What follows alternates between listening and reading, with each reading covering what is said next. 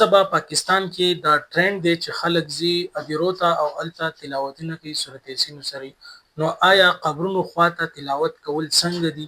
دا بیان در باندې اورم وست په موږ خبرې کو خدا در باندې اورم تاسو لازمي تر اخره پوری وګورئ. د قبر په خوا کې تلاوت کول د په یو صحیح روایت کې نشته.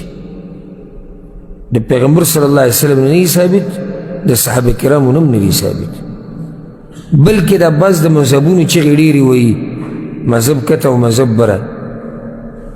د امام ابو حنیفه رحمه الله قول هم دا دی، د هغه په مذهب کې محققین علما دقه وایي چې د قبر په خوا کې تلاوت کول دا نه دی روا، دا بدعت. دغه شان امام شافعي مذهب والا، امام مالک مذهب والا، امام احمد بن حنبل مذهب والا، محدثین چې څومره دي، نو بیا څه شو هغه مذهب او مذهب. اوس دلته خپل مذهب ومني که نه، نو دلته بیا مذهب هم نه مني. نو د قبرونو په خوا کې تلاوت سر ته د سورې بقرې اولني آیتونه او خپو ته اخرني آیتونه دا بدعت دی. سورة فاتحه ویل د قبرونو په خوا کې بدعت دی، سورة یاسین ویل بدعت دی، هر قسم تلاوت د هر ځای تلاوت چې ته کې دا بدعت دی. مقبرې د تلاوتونو ځای نه دی چې تا هلته تلاوتونه کړي. که وایې چې دې مړي ته څه خیر ورسي به دعاګانې ورله غواړه که نه. د ټولو نه لویه لار چې په هغې سره مړو ته خیر رسي هغه د دعاګانو لار ده، دعاګانې ورله غواړه، نو دغه نه کوي. او ګوره دا یاده کړئ دا خبره چې شیطان په بدعت باندې ډېر زور ورکوي او په سنتو باندې نه ورکوي. اوس ګوره دا سړی سحر وختي روان دی، زنانه وختي روانې دي، ځان سره سیپاري راغستي، د قبر په خوا کې به ختمونه کوي، هلته به سورت یاسین وي، دا ګران کار به کوي. خدا ورته شیطان ښایسته کړی، خو که د دې په ځای ورته ووایي چې یو څو منټه دعا ورله وغواړه بیا یې نه غواړي. ولې ځکه چې دغه طریقه سنت دی، دا سنت یې ورته ګران کړي دي او بدعت یې ورته ښایسته کړی. اوس مانځه نه بعد چې سلام وګرځوي الله اکبر استغفر الله استغفر الله، او دا اذکار سړی وایي دا سنت طریقه ده، دا به نه کوي. خو چې سلام وګرځي په ککرۍ به لاس کېږدي یا قوي به شروع کړي.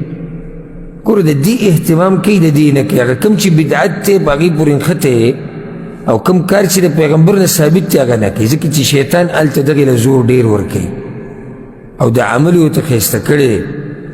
شیطان دا بدعات خرافات سړي ته ښایسته کوي، نو یو ناروا کار یې دی ورپورې نښتی.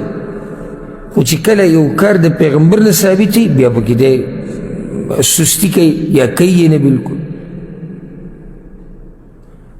نو خبر مې دا کوله چې د قبر په خوا کې هر قسمه تلاوت بدعت دی. ولې بدعت دی؟ د الله د نبي نه نه دی ثابت، نه د صحابه کرامو نه ثابت، نه د سلف صالحینو له طریقه دی.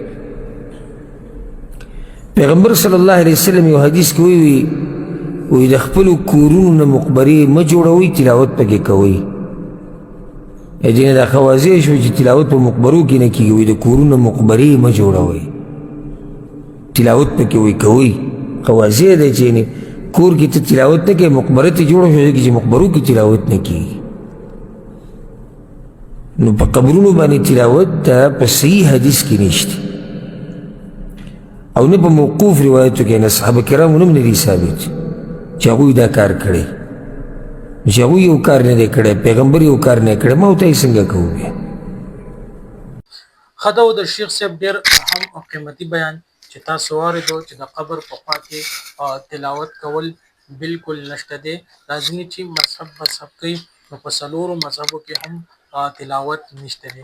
دا و د شیخ صاحب ډېر اهم بیان چې د ستا ملګري هم داسې اکټیویټي کوي چې ځي ادیرې ته او هلته تلاوت یې کوي، نو دا خپل ملګري سره لازمي دا بیان شیر کړي. موږ له راکوي اجازت. السلام علیکم ورحمة الله.